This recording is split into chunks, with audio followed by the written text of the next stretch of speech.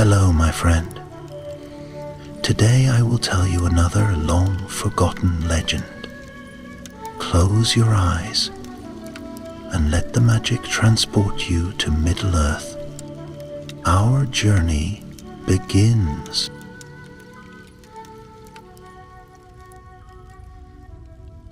Deep in the waning light of the Third Age, whispers stirred among the peoples of Middle-earth.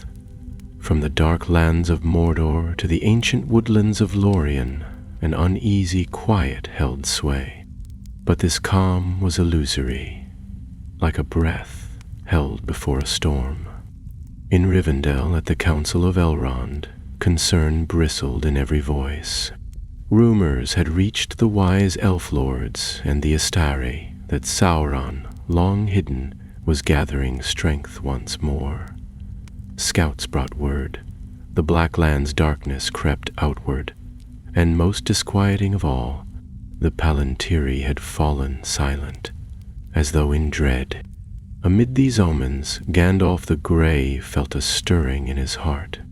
He had felt the faintest echo of the One Ring's call, an agony of loss, as if the ring sensed eyes watching and hands reaching. Such a stirring could not be ignored. If Sauron moved to reclaim the ring, time was short. And yet, its hiding place remained unknown. As Gandalf pondered this, a message arrived from Lothlorien, borne by swift horses of Lorien's border rangers. Galadriel, Lady of Light, sent word. A darkness stirs in Dol Guldur. Come swiftly, Gandalf, for the fate of all depends upon the vigil. Her voice, even in writing, shimmered like silver light in twilight. Thus, in the last golden days of summer, Gandalf set out alone for Mirkwood's leafy highways.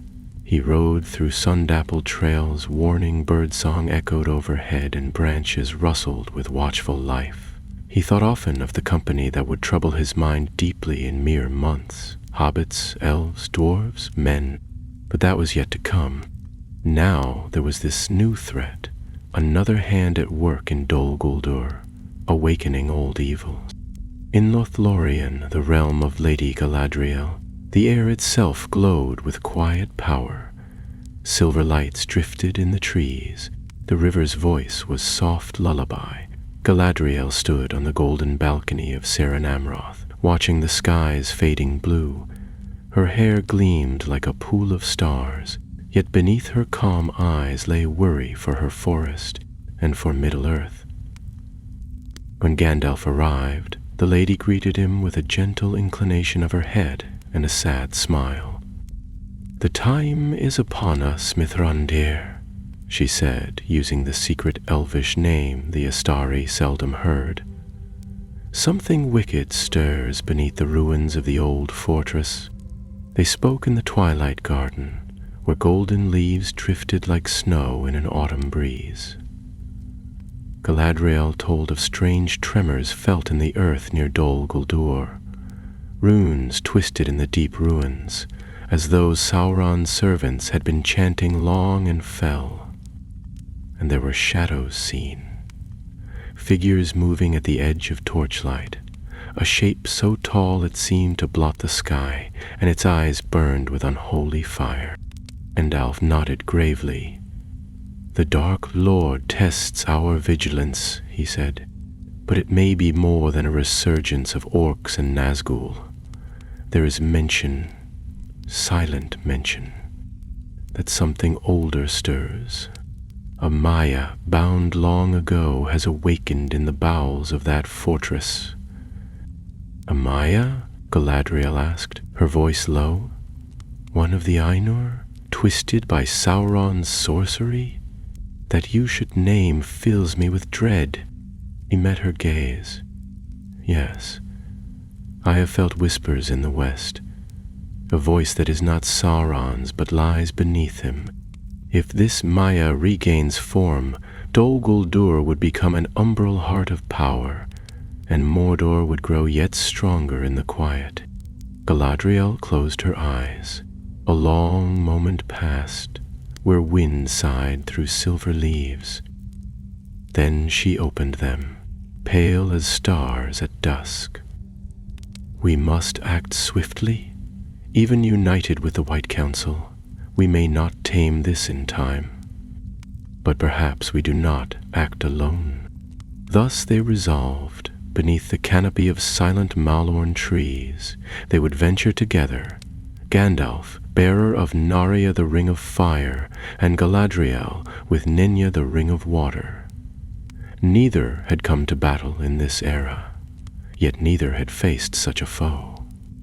It was unthinkable that the Lady of Lorien should leave her realm, but the shadow at Dol Guldur demanded it. Their hearts were steady as they prepared for the journey.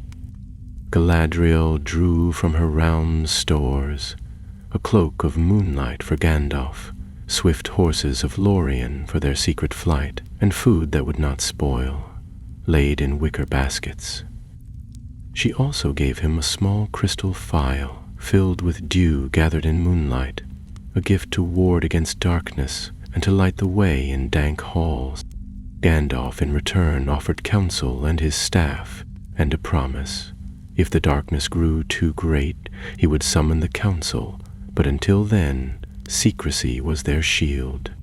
They left Lorien as dusk deepened, moving lightly beneath healed silences and cautious stars. The river's voice trailed them like an old lullaby, bidding safe travel. Ahead lay Mirkwood's southern edge, then the ruin of Dol Guldur in the valley, hidden beneath hill and wood. There they would begin their quest. Thus ends our first chapter. Gandalf and Galadriel ride from the light of Lorien toward the encroaching shadow of Dol Guldur, resolved to uncover and face the darkness within. The conflict has been set. An ancient Maya, bound and twisted by Sauron, stirs in the fortress. Their mission: to enter his realm carefully and confront the looming horror before it gains strength. The road to Dol Guldur was shrouded in silence, though the summer sun still touched the high boughs of Mirkwood. The shadows beneath the trees deepened unnaturally as Gandalf and Galadriel pressed southward. No birds sang, the wind itself seemed to shy from the path ahead. Their steeds, though swift and sure, grew uneasy as they neared the heart of the forest, where the trees crowded close and the air thickened with unseen menace. Galadriel moved with an unearthly grace, her presence casting a soft glow in the gloom. The power of Nenya was upon her, veiled yet ever present, and her very steps left no trace upon the mossy earth. Gandalf, tall and solemn beneath his gray cloak, leaned on his staff as they passed beneath twisted branches. His eyes, bright and searching, scanned the darkness for signs: crushed leaves, broken limbs, unnatural silence. The deeper they went, the more he felt it. A watchful presence, ancient and cruel, lying in wait. They made camp one evening by a stream that barely trickled, the water sluggish and tinged faintly with green. Galadriel sat in stillness, eyes half closed, her hand hovering just above the water's surface. "It is tainted," she said quietly as Gandalf knelt beside her. "The land resists healing. The corruption seeps outward from Dol Guldur like ink in clear water." Gandalf nodded, his expression grave. "The ringwraiths defiled much in their time here, but this feels older. I fear that something was buried beneath the fortress long ago, something that should have remained asleep." At dawn, they continued without rest. The land darkened by degrees. Even Galadriel's light seemed dulled beneath the oppressive boughs. Strange mists curled around their horses' hooves, and low, whispering voices began to echo faintly between the trunks. Once they came upon a tree split clean down the middle, its blackened heart still smoking. Neither spoke, but they pressed on, faster now. By the 5th day, the ruins of Dol Guldur rose before them, black against a blood-colored sky. The fortress stood like a broken claw upon the hill, its towers crumbling, its gates long sundered. Yet smoke drifted from unseen chimneys, and light flickered in the depths of the keep. Evil still dwelled there. They dismounted in the gully below, where the roots of the hill tangled in a great knot of stone and thorn. Gandalf whispered words of concealment, and a shimmer passed over them. Then, with a steadying breath, they began the climb. The ruins groaned with memory. Broken stone steps led into narrow passages where darkness thickened like tar.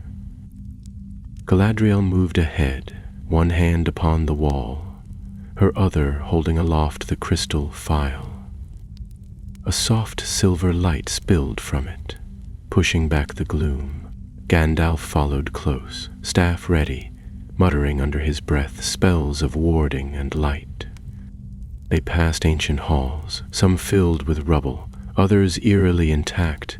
In one, a circle of rusted iron chains lay coiled on the floor, still steaming with some unseen heat.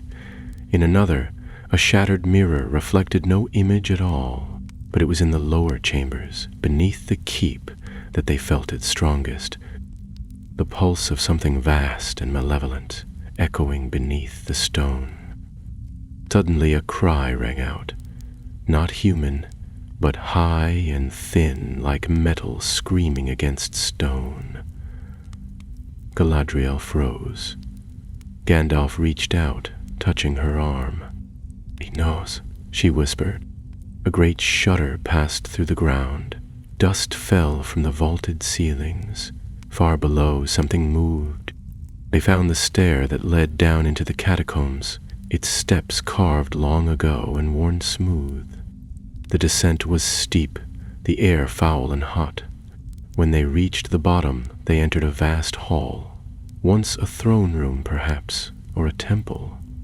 At its center stood a black altar, surrounded by runes that glowed faintly red, and above it loomed a shape. It was not fully formed. Its body shimmered with heat and shadow, but it had a face, pale and cruel, with eyes like molten silver. Its voice came not from its mouth, but from all directions at once. "You should not have come," it said. Galadriel stepped forward, raising the light of her phial. "Who are you, Shadow?" she demanded. "What name did you bear before you fell into darkness?" The being laughed, a hollow, rattling sound. "I have worn many names. In the west I was called Kurumo. In the east they knew me as Saratar. Now I am called Mormakar, the Black Forged. Sauron gave me form anew." Gandalf's heart sank. This was no lesser spirit. This Maya had once served the Valar, had perhaps stood beside Aili in the shaping of the world.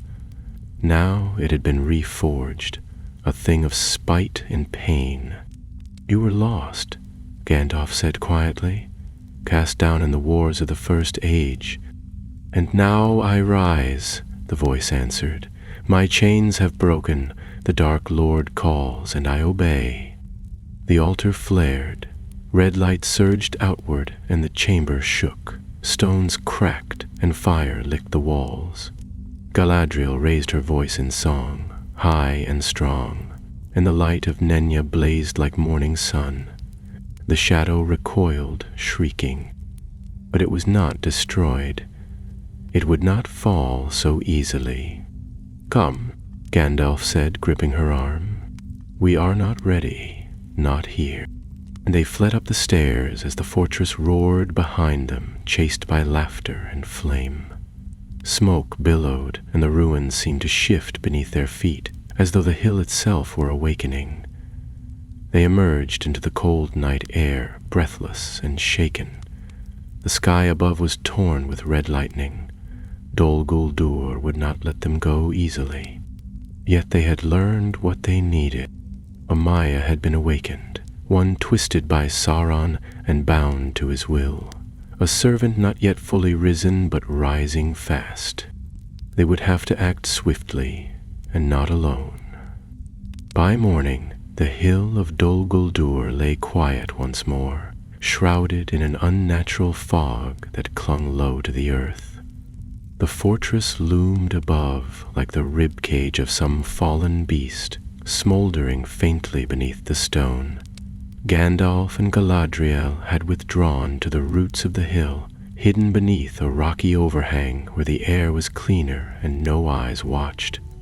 Though they had escaped with their lives, the weight of what they had seen pressed heavily upon them both. Gandalf sat on a flat stone, pipe clenched between his teeth though unlit, staring into the shadows of the wood. His grey robes were scorched at the hem, and a thin line of blood traced down his wrist where a shard of falling stone had grazed him. Galadriel knelt beside the stream, washing her hands in silence. The phial of light had grown dim overnight, as though even its purity had been stained by what they had witnessed. "There is no more doubt," Gandalf said at last. "He is returning to Dol Guldur. Not Sauron himself, no, but one of his lost servants called back from shadow, a Maya, broken and reforged. That presence we felt, it was not merely darkness, it was will, purpose, and it will not wait much longer." Galadriel stood and turned to him, her face pale in the grey light. "He is shaping a vessel," she said, "building a form for war. When it is complete, he will not remain in the ruins. He will spread like a fire beneath dry leaves until all the southern wood is lost. And with it, the balance of power in the north," Gandalf added. "Erebor, Dale, even Lothlorien would be threatened. And Rohan is far too near." They both knew the time for secrecy had ended. Whatever Sauron planned, it could not be stopped by two alone. They would need allies, those of power and wisdom, and courage besides. The White Council must be summoned. That very day, they turned north once more, leaving behind the black hill that watched in silence. They rode swiftly through Mirkwood, taking paths known only to the eldest elves, and by the time they reached the borders of Thranduil's realm, word had already been sent ahead. Elves met them at the edge of the trees with silent bows and worried eyes, leading them into the halls beneath the forest. There, beneath root and stone, Gandalf called upon Radagast, sending messages to Imladris and to the Grey Havens. Galadriel summoned Elrond and Círdan, and even Saruman was bidden, though it had been long since he had answered a summons not of his own choosing. It was weeks before all were gathered, and in that time the air across Middle-earth grew restless. In Gondor the beacons flickered without cause. In Rohan horses whinnied in the night and would not be calmed. And in Lothlorien the leaves began to fall before their time, drifting gold across the forest floor as though mourning some unseen fate. When the council at last met, it was in a chamber of pale stone, lit by high windows and guarded by silence. Elrond sat tall and grave beside Galadriel. Círdan, old as the seas, listened with eyes that saw more than any would guess. Radagast, ever gentle, brought word of twisted creatures seen in the southern woods, birds that flew in strange circles, deer with black eyes. And Saruman came at last, his robes white as snow, but his expression closed and unreadable.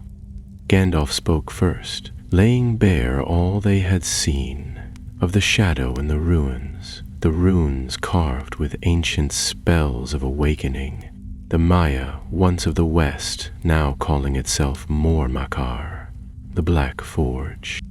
At first there was disbelief. Elrond frowned, his brows drawn tight. "A Maya, not one of the 9? This is no lesser servant, then. Such a being has not been loosed in the world since the fall of Angband." "It is true," Galadriel said. We faced him and barely escaped with our lives. He is not whole yet, but he will be. Sauron has bound his will to this one as he once bound it to the Witch King. Radagast shifted uncomfortably, his hands twisting in his lap. And the forest suffers, the animals flee, the roots rot beneath the earth. If Dol Guldur becomes his stronghold once more, the balance of the land will tip. Even Fangorn might not be safe. Sauron said nothing for a long while. He stared at the table, fingers steepled, then finally spoke. This Maya, this Mormekar, if he is not yet fully risen, then we may strike while he is still vulnerable. But to do so would be perilous.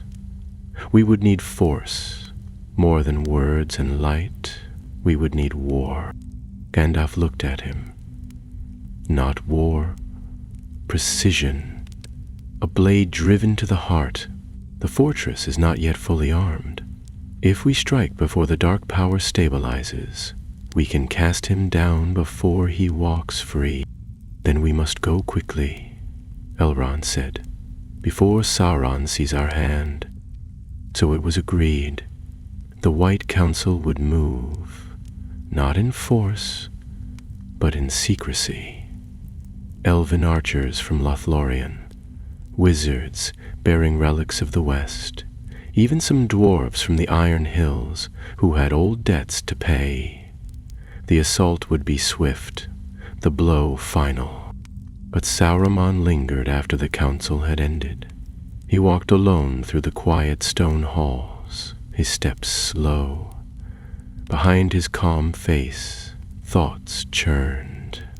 A Maya reborn, power reforged, and Sauron shaping new servants not by dominion alone, but by craft. There was more at work here than had been spoken aloud. Still, the council had made its choice. The date was set, the scouts dispatched, and the plan put in motion. In the heart of Mirkwood, darkness thickened. Mormekar, the Black-Forged, labored in shadow, his form growing clearer with each passing day. The fortress thrummed with fell energy, and whispers echoed in the dark. Spiders crawled from deep holes. Beasts with many eyes slunk from crevices, and wraiths danced like smoke above forgotten tombs. Yet above all, the Maya watched. He knew they were coming, and he was ready. The moon was thin as a blade when the host of the White Council began to gather. They came not in fanfare or bright banners, but in silence and secrecy, threading through the eaves of Mirkwood like a tide of quiet resolve. Elves of Lothlorien led the way, tall, grim archers clad in leaf-decked cloaks, their bows strung with silver-threaded sinew. From the Iron Hills came a small band of dwarves, broad-shouldered and silent, bearing axes that had tasted orc blood many times before. And among them moved the wise, Galadriel and Gandalf, of course, and Radagast with his staff bound in vines, his cloak stained with moss and bark. Even Saruman had come, though none could say whether his heart moved with the rest. They made their camp beneath a canopy of ancient trees, 3 leagues from the hill of Dol Guldur. The air there was heavy and bitter, as if the forest itself choked on what grew at its heart. Scouts returned each night with news of growing unrest. Pale fires danced on the ramparts, strange lights flared in the sky above. And most disturbing of all, no birds had flown near the hill for 3 days. Not a cry, not a flutter. The skies were as still as the tomb. Gandalf stood apart from the others that final night, his staff planted in the earth and his gaze fixed to the distant hill. He had not spoken much since the council's decision, but now his voice was steady when he addressed Galadriel beside him. We must strike at dawn. If we wait any longer, we may find the thing we face no longer bound to the walls of Dol Guldur. We have this one chance, before the Maya finds full form, before his will breaks its final chain. Galadriel nodded, though her expression remained unreadable.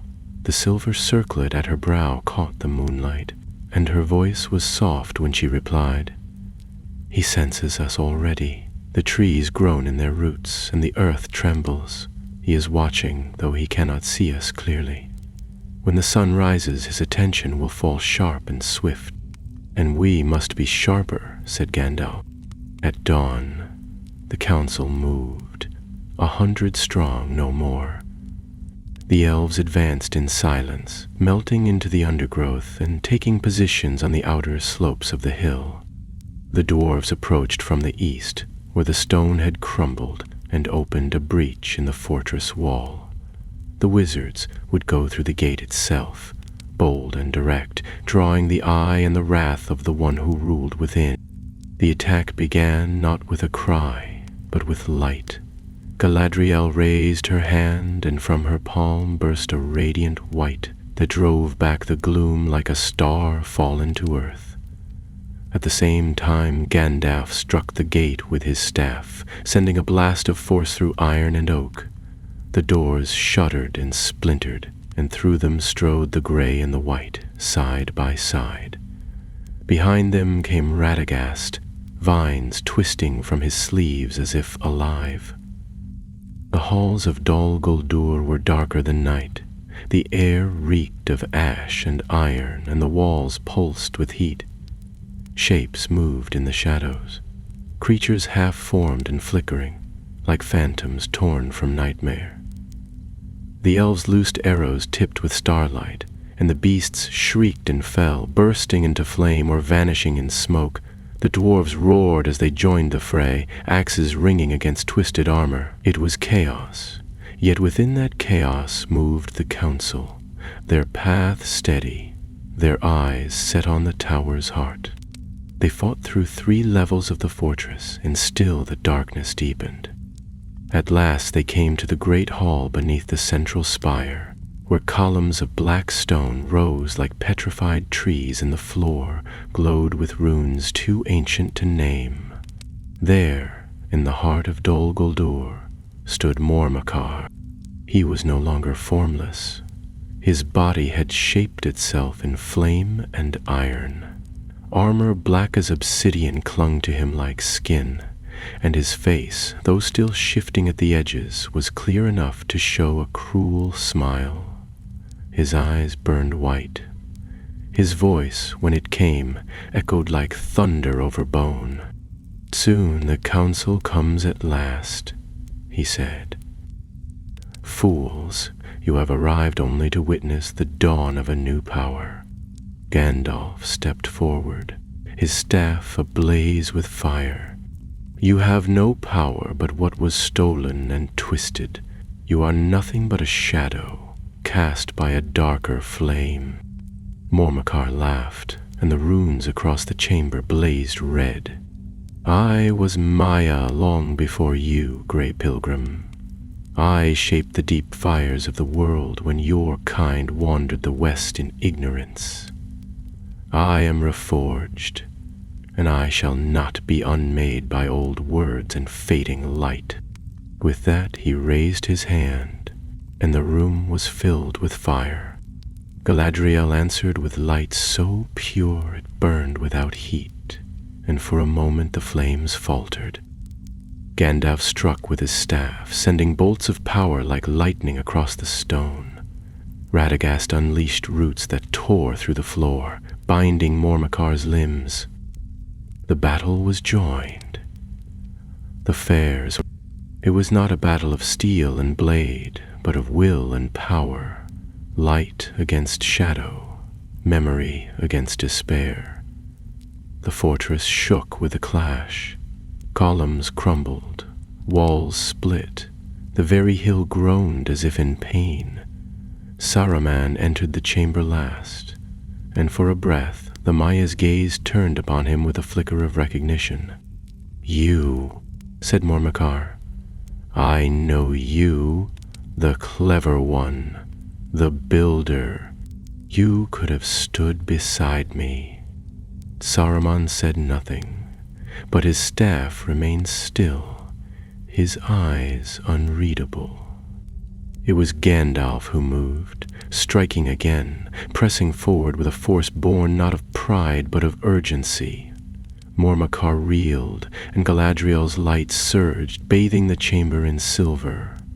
The dark Maya screamed. Then came a burst, like the world cracking, and all was still. When the dust cleared, the great hall was broken and half buried. Mormakar had vanished, leaving only scorched stone and the scent of something very old and very wrong.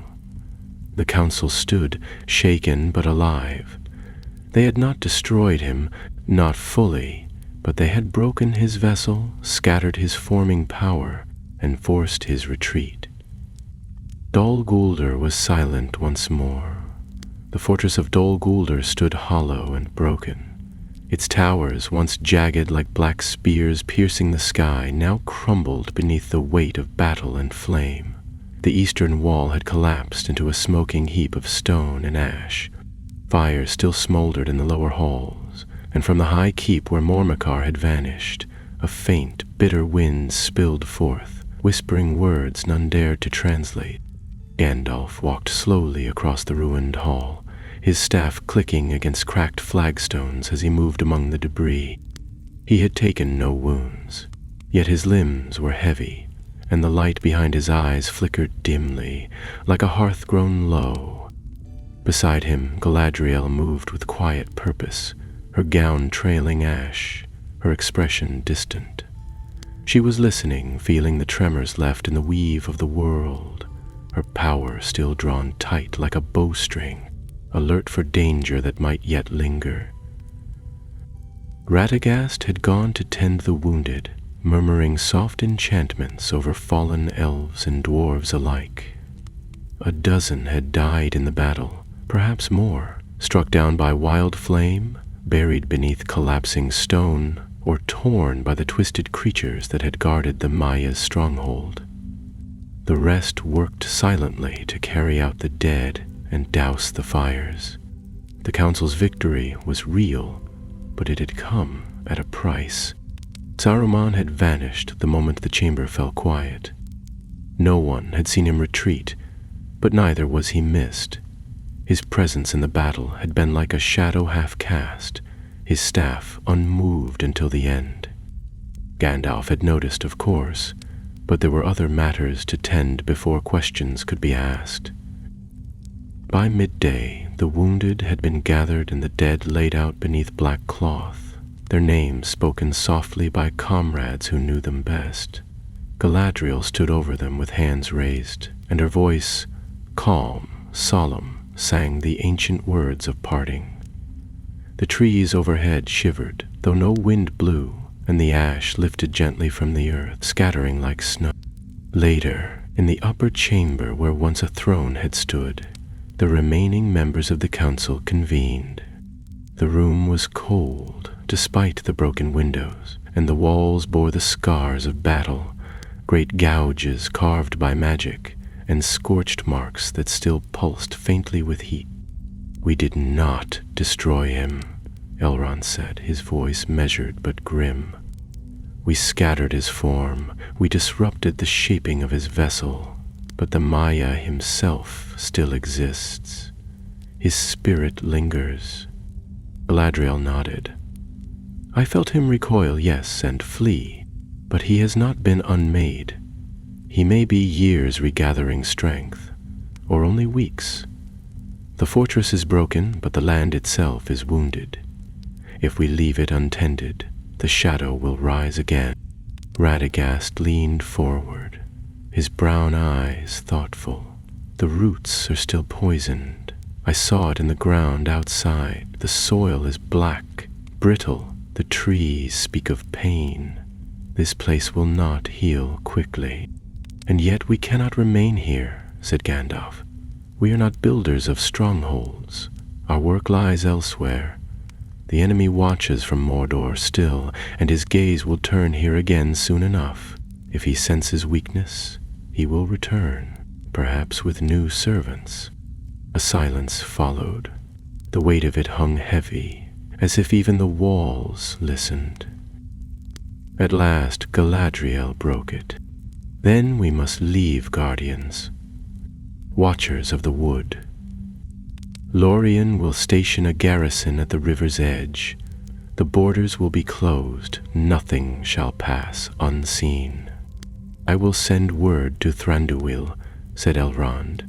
The elves of the north will not wish to see Mirkwood lost. Between his folk and yours, a cordon may be held. Radagast stroked his beard. I will remain in the forest for a time to guide the healing. Birds and beasts will return if the darkness does not. And what of you? Elrond turned to Gandalf. Will you not remain? Gandalf's eyes were tired, but firm. No. My road leads west for now. There are signs and stirrings I must heed.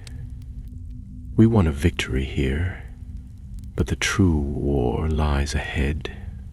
This was a prelude, though none spoke it aloud. They all knew what he meant. The ring.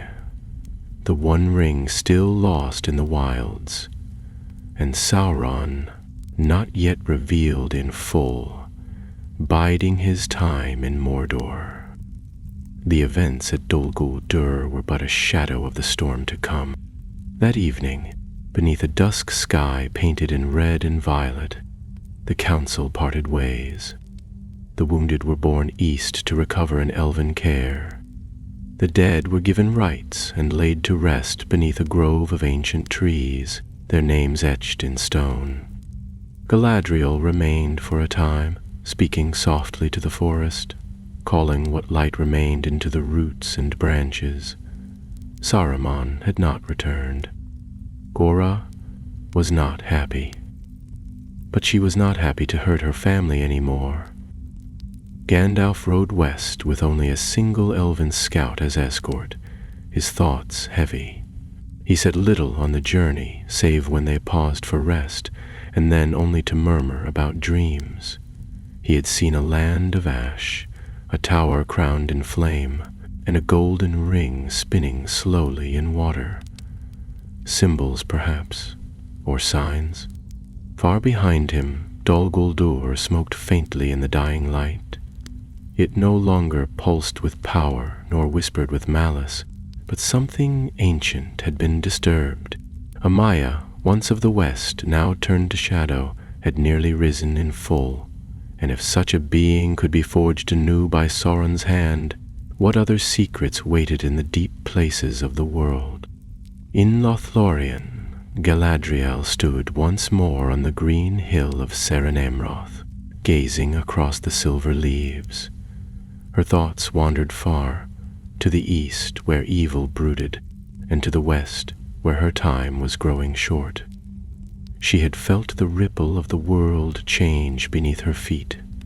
The age was shifting. Soon, very soon, all would be tested. And though Dol Guldur had fallen quiet, the tale was not yet ended. The White Council had won a battle, yes, but the war for Middle-earth had only begun to stir.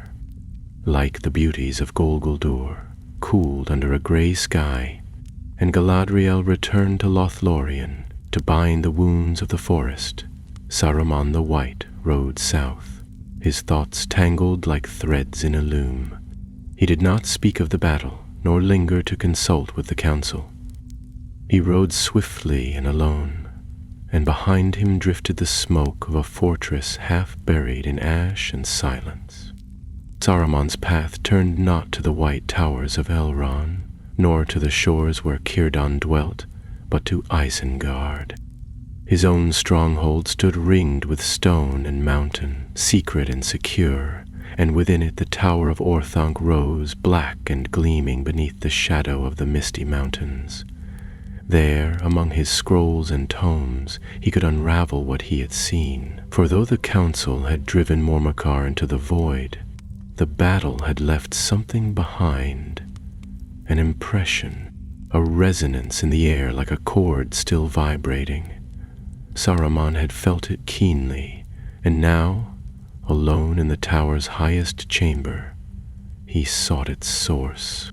He bent over ancient maps, some inked with elvish hands long vanished, others scrawled in black script that no one living dared read aloud. He stirred dust from pages that whispered when touched, and lit candles that hissed as if reluctant to burn. For days he worked without pause, searching not for the Maya himself, but for the design, the craft behind it. Mormakar had not risen from spirit alone. His body had been forged, bound by ritual, shaped with precision. And in that, Saruman saw more than a threat. He saw a pattern, a power once hidden by the Valar and now uncovered, or perhaps rediscovered by Sauron in the depths of Middle-earth. It was knowledge the Council would not understand, not even Gandalf, and certainly not Galadriel, with her eyes forever turned toward the light. But Saruman understood, and that understanding began to coil within him like a serpent. Far to the west, Gandalf rode to Rivendell, the golden leaves of autumn falling around him in slow, drifting spirals. The path was quiet, yet he remained uneasy. More than the battle at Dol Guldur lingered in his mind. It was Saruman, his silence, his hesitation in the final moments, and the way he had vanished without a word. In Elrond's house the fires burned warmly, and the air was scented with cedar and dried apples. The elves had begun to prepare for winter, yet Elrond's welcome was solemn, as though he too had sensed some shift in the winds of the world. When Gandalf spoke of what had transpired, the Maie reborn, the fortress broken, the light that had nearly failed, Elrond listened with eyes shadowed by memory. "There are whispers now from the east," Elrond said, pouring steaming tea into cups of thin silver. "The Easterlings have stirred earlier than usual. Orcs in the mountains move by moonlight. Even the Shire reports strange lights in the sky, though the hobbits dismiss them as stories told by old men at their firesides." Gandalf frowned. "Sauron presses in every direction, testing, probing, or preparing," Elrond replied quietly. "We wounded him, yes, but he is not idle. He seeks something." Gandalf was silent a moment, then leaned forward. "There is something else, Elrond." "Saruman," he held back. Elrond looked up sharply. "Are you certain?" "I saw it," Gandalf said. "In his eyes. He studied Mormakar like a craftsman studies another's work, not with horror, but with calculation, and he waited. Did you not see it in the chamber? He could have struck. He chose not to." Elrond was quiet for a long while. Then he nodded slowly. "He has grown secretive of late, even to me. He no longer sends word to the Havens, and Círdan has not heard from him in over a season. He claims his studies require isolation, yet I wonder what knowledge he seeks." "Power," Gandalf said, "or perhaps mastery." They sat in silence as the fire crackled. Outside, the wind rose gently, tugging at the curtains. A raven landed on the windowsill and stared inside, unblinking. It croaked once, then flew away into the dusk. Meanwhile, in Lothlorien, Galadriel stood upon the shores of the Nimrodel, her bare hand trailing through the cool silver water. She had felt a tremor in the forest, faint and fleeting, like a breeze from distant mountains. Though Dol Guldur had fallen, its influence still clung to the roots and leaves like soot. The golden wood would hold, for now.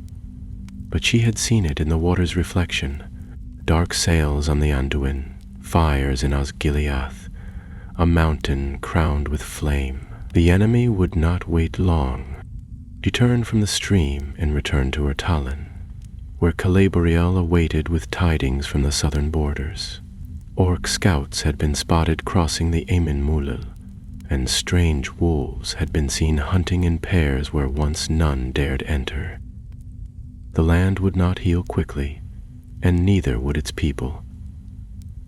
But Galadriel's gaze turned eastward again, to Mordor and beyond. In Isengard, Sauron descended from his tower, moving like a man walking among dreams. In the lower chambers, deep beneath the roots of Orthanc, he came to the vault where he kept the Palantir. He stood before it for a long time, his hand hovering just above its dark surface. Then, with a slow breath, he touched it. The stone flared to life, and for a moment, only a moment, his face reflected more than just fire. He did not flinch, and far away, across plains and mountains, in the dark land beyond the Efelduath, a presence stirred. The days that followed passed quietly on the surface of the world, but beneath the calm the wheels of shadow turned. In Rivendell, Gandalf walked the moonlit gardens alone, pausing now and then to listen to the wind through the pines. The sky above was clear, the stars sharp and cold. Yet the peace of that high valley brought him little rest. The silence in his mind had become too loud. He could feel it, that the enemy was moving again, not with noise or fire, but in whispers and secrets, pressing into the corners of the world like smoke through a crack. He returned often to the library, poring over ancient accounts of the rings of power and the histories of the Maya who had fallen. The name Mormakar appeared nowhere, not even in the most obscure texts, but Gandalf found references to a Maya who had vanished in the deep First Age, one known for shaping, for working stone and fire, whose loyalty had been uncertain even in the early days of the world. Sauron had not forged him, but he had found him, or found what was left of him, and turned that ruin to a purpose. What troubled Gandalf most was not the strength of Mormakar, but the method. This forging of a new form, this gathering of spirit and substance. It had been carefully planned, constructed with a mind that understood both the limits and the liberties of the ancient law. It spoke of long study, of deep craft, and if Sauron could do it once, he could do it again. One morning Elrond brought him a letter, written in a neat but hurried hand and bearing the seal of Gondor. It had come by swift rider through the gap of Rohan, and its bearer had not waited for a reply. "There's trouble in the south," Elrond said as Gandalf broke the seal. "From the steward." The letter was brief but grim. Strange figures had been seen near the dead marshes, men in dark robes who did not speak, whose eyes glowed faintly by night. Gondor's rangers had tracked them as far as the edge of the Morannon, but none dared follow further. One patrol had vanished entirely. Denethor, proud and sharp-minded, had written little else, but the implication was clear. Mordor stirred. Gandalf's brow furrowed as he read, "This is no accident. These robed figures, they were scouts, or worse, messengers. Sauron tests the borders of Gondor again." Elrond nodded. He has long desired to reclaim the lands around the Black Gate. It would give him a hand stretched westward, toward Osgiliath and Ithilien, and toward the ring, Gandalf added quietly. The thought came unbidden, but once spoken, it settled heavily between them. No one had seen the ring in over 2,000 years, not since Isildur had fallen at the Gladden Fields. Yet all who understood its nature knew it could not be lost forever. Sauron's strength was growing too swiftly. Something had changed. Something had moved in the great pattern of the world. Gandalf turned from Elrond and crossed the chamber to a tall window that overlooked the valley below. He watched as 2 elven children played among the leaves, laughing beneath a maple tree that had just begun to turn. He remembered another time, long ago now, when peace had felt real. But that time had passed. The war they had forestalled at Dol Guldur had not ended. It had simply retreated, shifting its shape, waiting for a new moment to strike. He made his decision that same day. "I must go," he said. "Not south, not yet. I must return to the wild, to the borders. There is something out there beneath the hills and forests that we have overlooked. A thread we must follow." Elrond did not ask questions.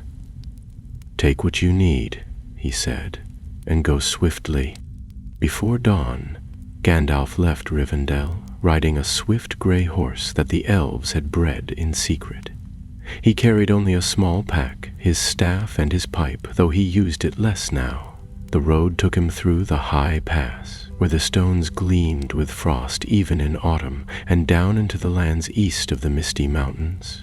He passed through old ruins, watchtowers long abandoned, stones bearing the carvings of dwarves long dead, and followed the river southward toward the Gladden fields. It was here that Isildur had been struck down, and here that the ring had slipped into the Anduin's grasp. The land was soft and marshy, filled with tall reeds and pools that gleamed dully under a pale sun. At night, lights danced over the water, and faint voices echoed in the mist. Gandalf knew better than to follow them. For 3 days he searched the riverbanks, speaking to birds, listening to trees, watching the flow of the water. There was a weight in the earth here, as though memory had taken root and refused to die. On the 4th night, he met a stranger. The creature was small, hunched, and moved with a furtive grace, slipping through the reeds like a whisper. Its eyes gleamed pale in the moonlight, and it muttered to itself in a voice too low to catch. Gandalf stayed hidden, watching. The thing crept to the water's edge and peered into the depths, murmuring, "Where is it, precious? Where did they take it?" Gandalf's breath caught. It was Gollum. He had found him. Gandalf did not move. From behind a tangled knot of reeds and stone, he watched as the creature slunk along the edge of the marsh, creeping low with unnatural flexibility, muttering in a guttural rasp that barely carried above the gentle lap of water. Gollum's back was hunched, and his skin, pale and clammy as fish jelly, gleamed faintly in the moonlight. His long fingers, like the legs of some bent insect, scrabbled at the muddy shore as he hissed softly to the darkness. "Terrence, they took it, yes, they did, the thievesies. Baggins, filthy Baggins. But where did he go?" "Gone, gone, into the west, precious, no, not west, no fire there, no master there." The creature's voice was fractured and strange, and Gandalf felt both pity and unease rise within him. It was clear that this was no longer a simple, wicked thing. The ring had shaped it, twisted it, bound its soul to shadow and obsession. Yet Gollum's ramblings were not aimless. Buried within the mumbling were clues, words Gandalf strained to understand. He waited for hours, crouched in the reeds until his legs ached and the cold of the marsh crept into his bones. Gollum continued to move in a circle, returning again and again to the same flat stone at the edge of the water. Once he plunged his hands into the pool and groped in the mud, then snarled and struck the water with a splash. It was clear that he sought something that was no longer there. When at last the creature curled into a heap beneath a bent willow and fell into a twitching, restless sleep. Gandalf stepped out from hiding. His staff tapped gently against the earth as he approached, and he took care not to move too quickly. He had faced dragons, balrogs, and wraiths, but there was something peculiarly dangerous about Gollum, not in strength, but in unpredictability. "Smeagol," he said softly.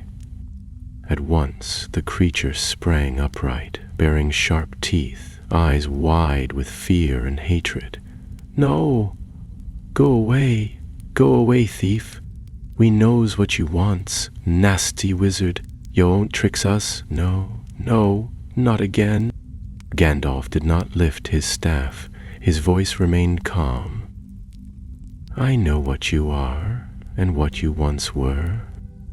I do not come to take from you, Smeagol. I come to listen."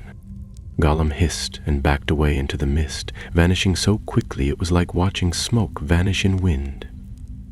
But Gandalf was patient. He remained at the marsh's edge for 2 days, kindling no fire, setting no traps, merely speaking into the air when he knew Gollum was near. He spoke of rivers, of caves, of quiet things. He told tales in fragments, left food wrapped in leaves and fish caught fresh. We waited. On the 3rd night, Gollum returned. The creature crept to the edge of the circle Gandalf had drawn and sat hunched like a child, picking at the damp grass with long fingernails. "He tricked us," Gollum muttered. "He promised, yes he did. Made us strong, precious. But then he burned us, yes.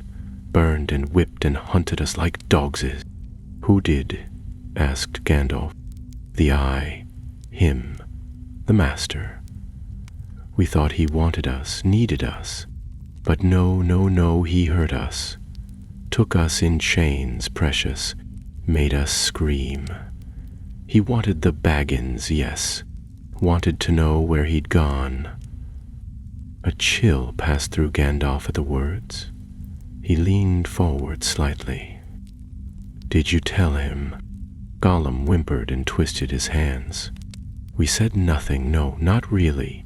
Not the whole, never the whole. But he knew, he always knew. The mountains, the forest, the little place with fat men and pipe smoke. He knew, oh yes. We escaped, clever Smeagol. Slipped through the cracks we did, before the fire came again." Gandalf's breath was slow. "So Sauron knows of the Shire."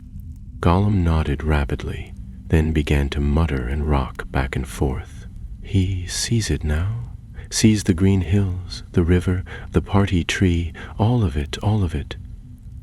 But he can't reach it yet. No legs to walk, just spies, flying things, crawling things, but they'll find it, they will. We must find it first, precious. Must find it before they do." Gandalf sat back in silence, the weight of Gollum's words sinking deep into his heart. Sauron had tortured this wretched being, gleaned what knowledge he could, and had now set his eyes upon the west. If the ring was truly in the Shire, and Gandalf had long suspected that it was, then time had grown shorter than he feared. He spent another day speaking with Gollum, drawing from him what scraps of memory he could, piecing together the creature's path since his escape. Gollum had wandered far, through mountain passes and forests dark, hunted by orcs and worse. He had followed rivers, slept in caves, and once, for a time, had lurked near the borders of Mordor itself, listening to the language of the Black Gate. From all this, Gandalf confirmed what he had feared. The ring had stirred, and the enemy was seeking it in earnest. When Gandalf left the Gladden fields, he did so with a grim resolve. He did not take Gollum with him. Not yet. The creature was too wild, too dangerous to bring into the open. But he left word with the rangers of the north to watch for him, to bring him safely, if found. Then he turned his horse toward the west once more, and rode harder than he had in many years. The Shire must be warned, but before that he would stop once more in Lothlorien. Galadriel had to hear what he had learned, and if the ring was indeed in the hands of Bilbo Baggins, or worse, had passed to another, then the fate of all Middle-earth balanced on a perilous edge. And far away, in the towers of Barad-dûr, The eye turned, sweeping the plains of the east, pausing now and again on the green lands beyond the mountains. The search had begun. In the heart of Lothlorien, beneath the golden canopy of mallorn trees, Galadriel stood once more at the mirror. The basin sat nestled in its glade, filled not with water, but with moonlight and memory, shimmering as if the stars themselves had been gathered in a silver bowl. She gazed into it with steady eyes, her long fingers resting on the stone rim, her breath quiet. The wind was hushed around her as though the forest itself listened. She had seen many visions in the mirror, some distant, some near, some never meant to be, but in recent days the images had grown darker. Shadows crept along the borders of her land, not in the form of marching armies, but as whispers in the roots and mist on the river. Orcs moved at night along the outer trees. Wolves hunted in pairs, always silent, never straying far from the eastern banks of the Anduin. Something was stirring once more in the hills beyond, something she had thought banished.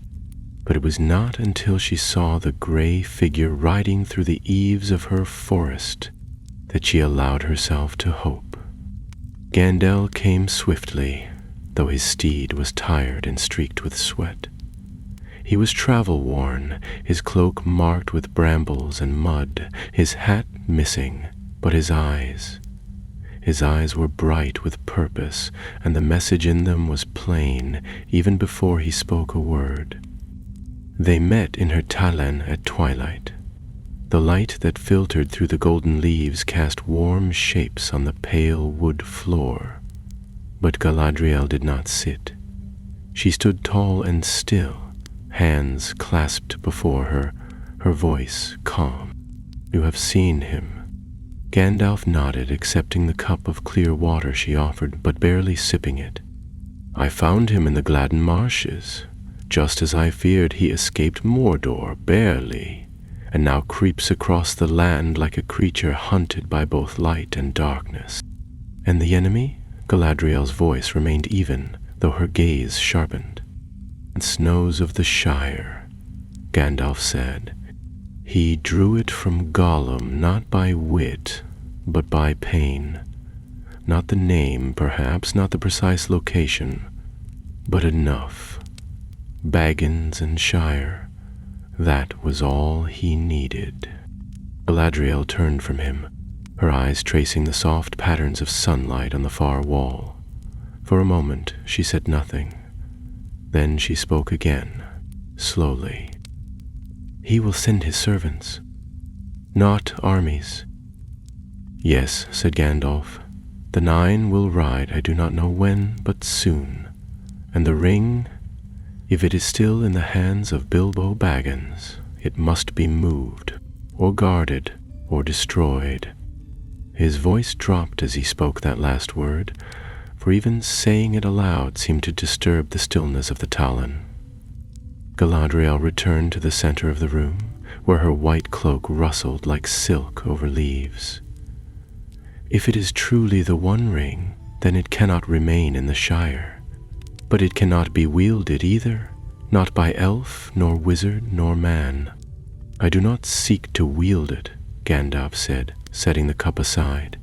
"I seek only to keep it from the Dark Lord, and for that I must learn more. There is an unease in my mind. The events at Dol Guldur, the Maya we faced, Mormakar, they were not isolated. They were part of something greater, a long design stretching through time like a spider's web. Sauron is building something." Galadriel's voice lowered, not with fear but with a terrible certainty. "The second darkness comes. The ring is the key, and we have held the lock sealed by chance alone. That chance is ending." She turned then to a pale wooden shelf lined with ancient scrolls. From it she took a single parchment bound with silver ribbon. "This came to me from the Havens 3 months ago. Círdan's messengers spoke of changes in the sea, currents that do not belong, stars dimming in the western sky, and more. A storm seen in the south. Black sails on the coast near Umbar, though no ships were found afterward. I did not believe it then. I do now. Gandalf unrolled the scroll and scanned the words. They were sparse but clear. Strange tides, sudden storms, and distant sightings of things long thought vanished from the world. Though no one dared say it, all signs pointed to one conclusion. The world itself was reacting to the ring's stirring. I must go to the Shire, he said. There is no more time for wondering. Bilbo was no longer the same hobbit who found the ring. And if it is passed to another, if Frodo carries it now, he must be warned. The riders will come. Galadriel looked at him, her expression unreadable for a long moment. Then she said softly, "When the time comes and the choice must be made, remember this. The smallest light may outlast the longest shadow, but even light must choose to shine." Gandalf nodded once, his weariness momentarily forgotten. "Thank you, my lady, for your wisdom and your watchfulness." Before he left, Galadriel walked with him to the borders of the Golden Wood. The path was dappled with gold and green, and the malorn leaves stirred in a wind that smelled of distant rain. At the river's edge, she handed him a bundle wrapped in white cloth. "Food for the road," she said, "and a draught of memory. Should darkness fall upon you, it will help you remember who you are." Gandalf looked down at the bundle, then up into her face, and for a moment the burden he bore seemed lighter. "I will not forget." He rode north that very day, bound for the Shire, and Galadriel returned to her mirror. That night the waters showed her a sky split by black wings, a sword of flame, and a ring spinning slowly in a child's palm. She did not sleep. The Shire was green and golden, just as it always had been. Rolling hills, speckled with sheep and laced with hedgerows, stretched beneath a pale blue sky. Trees wore their late summer leaves proudly, and the air smelled of apple wood, pipe smoke, and turned earth. Children laughed along the banks of the water, fishing with crooked rods and sunburnt noses, while their elders strolled the lanes with baskets full of late raspberries and loaves still warm from the oven. There was no hint in the rustling leaves or the lazy curling of chimney smoke that anything beyond their borders stirred. But Gandalf felt it. He had crossed the Brandywine at dawn and taken the road westward through stock and bywater, his cloak gray and weathered, his horse picking its way along the well-trodden lanes. As he rode, he nodded to familiar faces, hobbits who offered cheerful waves or wide-eyed glances before ducking behind hedges to whisper. It had been some years since the wizard had last passed this way, and tales of his fireworks lingered longer than any real memory. But the Shire had not changed, at least not on the surface. Bag End rose above Hobbiton like a round green crown, its garden perfectly trimmed, its door still painted a bright and polished green. Gandalf dismounted slowly, stretched his back, and stood for a long moment before the hill, remembering. Bilbo's birthday had come and gone, though Gandalf had not attended. The journey to Dol Guldur and what followed had held him too long. Now he was late, and more than just fatigue. He raised his staff and knocked 3 times. The door opened to reveal Frodo Baggins, looking not unlike Bilbo once had, well-fed, bright-eyed, and just a bit too curious for a hobbit. But Gandalf saw at once that the years had changed him. Frodo's face had the softness of youth, but his eyes, blue and steady, held something older than his years. "Gandalf!" Frodo's face lit up and he stepped aside at once. "You're back. Bilbo said you'd come eventually, but we weren't sure when. He's in the study. Come in, come in." The wizard ducked through the round doorway and stepped into the warm, well-kept comfort of Bag End. It smelled of ink and toast, with the faintest undertone of pipe smoke and lavender. A fire crackled in the hearth, though the morning was mild. Books were stacked in tidy heaps, maps and letters scattered on the desk. Gandalf removed his cloak, nodded in thanks as Frodo took it, and made his way down the short hall. Bilbo sat in his usual chair, a red blanket tucked over his knees, spectacles perched on the end of his nose. A half-written letter rested beside his teacup. He looked up as Gandalf entered and smiled broadly. "There you are," he said. "I was beginning to think you'd forgotten us." "Not forgotten," Gandalf replied, settling into the chair across from him. "Only delayed. There's been trouble in the East." Bilbo's smile faded slightly. "That's what I feared. I've felt it too, you know. Not in the sky or the wind, just a feeling, a sort of prickling in the back of the mind, like someone's watching from far away." Gandalf nodded, then glanced down the hall where Frodo had disappeared. "Does he know?" Said Bilbo, sighing.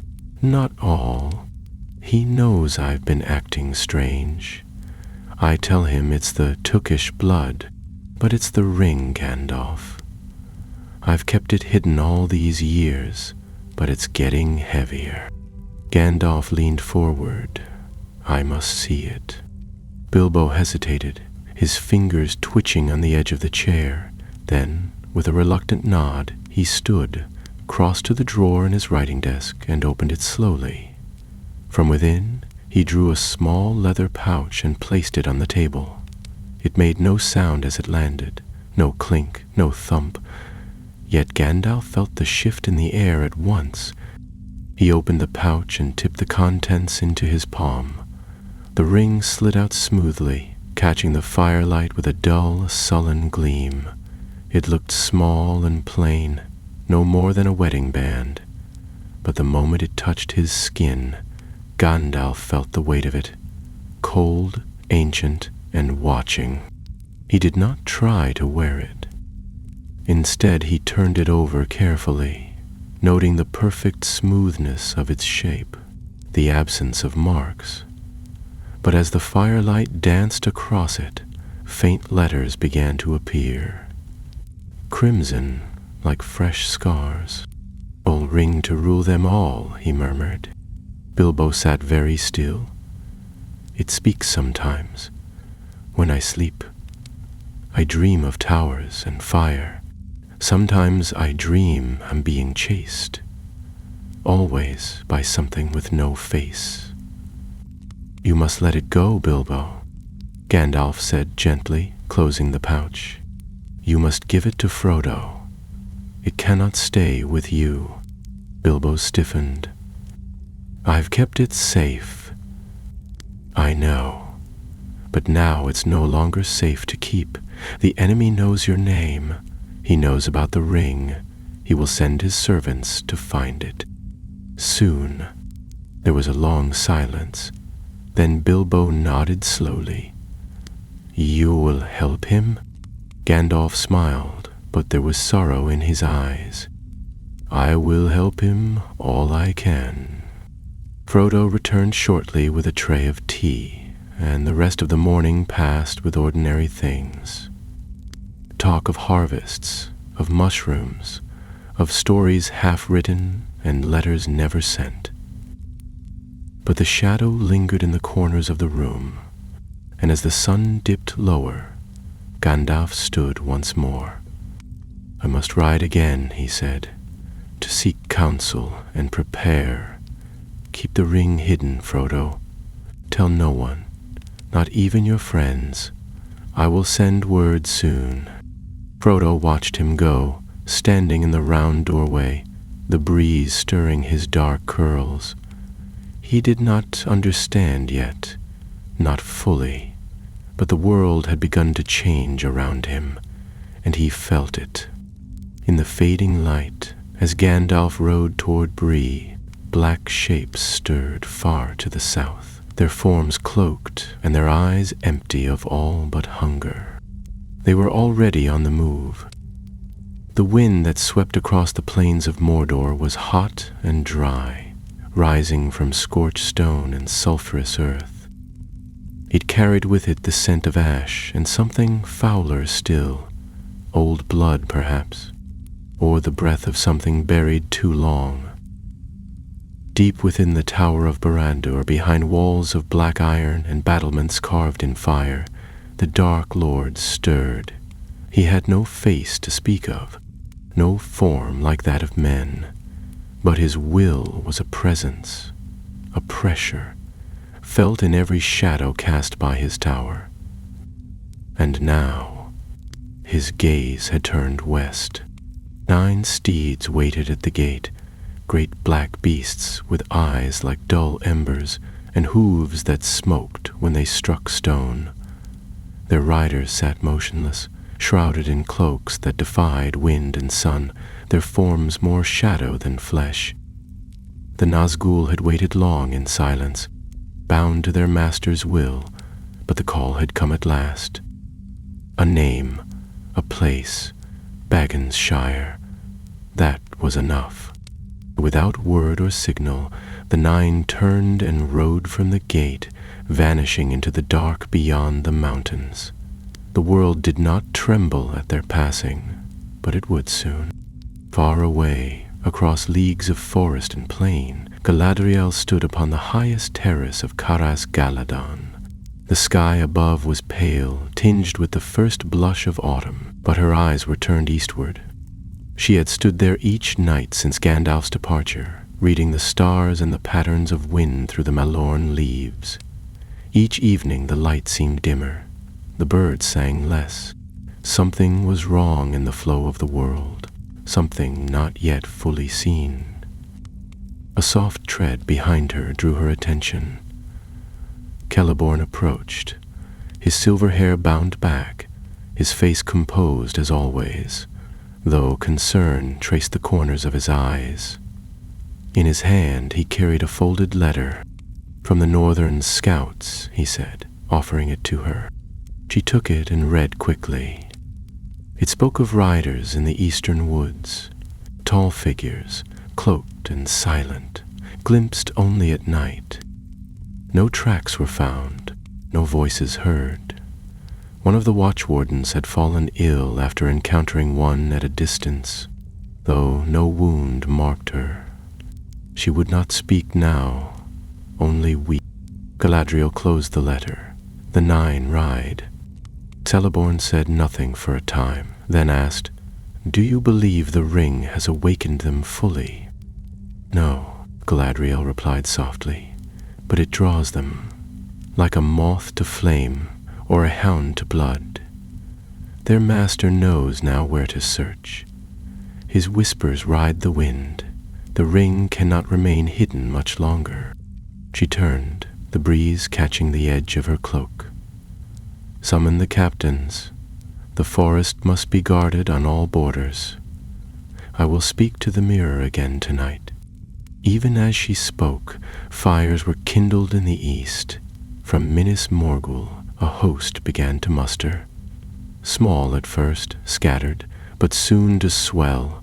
Orcs, men of the south, beasts bred in darkness, all had heard the same call, felt the same surge in the marrow of their bones. The eye was awake, and it was hungry. In Bree, Gandalf arrived as dusk painted the rooftops with amber. The town was bustling more than usual, with travelers from the east and south, traders with anxious faces, and rangers slipping in and out of sight with little more than nods and glances. The prancing pony was noisy, but when Gandalf stepped through the door, the noise dipped, only for a moment, but enough to mark his arrival. Butterberg greeted him with a flurry of bows and half-finished sentences, already nervous before the wizard spoke. Gandalf asked only for a room, a fire, and news from the road. Over pipe smoke and a simple meal, he listened to a dozen half-stories, strange men camping near the greenway, animals vanishing from farms, a pale rider seen on the east road who neither slept nor spoke. That night he met with Strider in the woods beyond the town. Aragorn had been watching the borders, and his expression was grim. "The Nazgul have passed through the wild," he said. "I saw one myself 2 nights past near Sarn Ford. They move by night and leave no tracks. They ask questions. Always the same. Shire. Baggins." "They are seeking Frodo," Gandalf murmured, "and the ring." "Must leave," said Aragorn. "Now. He and those with him. They must not stay 1 day longer in the Shire." "I agree. But I had hoped for more time," Gandalf sighed, rubbing a hand across his brow. "I should never have left him. But I had to be sure. Now it is clear Sauron has loosed his hounds." They spoke until the moon stood high, then parted with few words. Aragorn returned to the wild to watch the roads, and Gandalf rode hard back toward the Shire. But even then, the Nine had entered its borders. They came in silence, like wind through dry grass, moving by shadow and starlight. Hobbits spoke of black shapes at the edge of their fields, of cold dreams and sudden chills, of cattle disappearing and dogs howling at nothing. No one had seen the riders clearly, but the fear they left behind lingered in every shadow, and one by one they closed the circle. In Lothlorien, Galadriel stood once more before the mirror. The water showed her a fire flickering in a round hobbit hole, a hand grasping a golden ring, and 9 dark shapes crossing a quiet bridge. She saw a flash of blue light, a sword raised, and a figure standing at the edge of a river, defiant but afraid. And beyond it all, the Eye. She closed the vision, though it still burned behind her eyes. "The world has changed," she whispered. "The War of the Ring has begun." The roads of Middle-earth seemed to stretch endlessly beneath a sky heavy with darkening clouds. The wind carried with it whispers of war and the faintest scent of smoke, as if the land itself braced against an unseen storm. Gandalf rode with quiet purpose, his cloak pulled close about him, eyes sharp despite the weariness that lay beneath. His thoughts were a tempest of worries and hope, all tangled with the knowledge that the fate of countless lives rested upon the coming days. Far ahead, beyond rolling hills and thick forests, the quiet green of the Shire awaited, fragile and unknowing. In Lothlorien, Galadriel stood once more on the balcony of Seren Amroth, the golden malorn leaves glowing faintly beneath the waning light. Her gaze was fixed eastward, toward the shadowed lands where the fires of Mordor smoldered like a dying heart. The mirror resting in its hidden glade had shown her the shape of things to come, the flight of riders cloaked in darkness, the trembling of a small hand gripping a golden ring, and the distant figure standing resolute upon the edge of a river. "Dune," she whispered, her voice soft but resolute. "The threads of fate will be drawn tight. Their paths, though separated by leagues of land and the turning of the sun, were destined to converge." Gandalf arrived at the borders of the Shire under the cloak of night, the stars shimmering faintly above as if offering a silent blessing.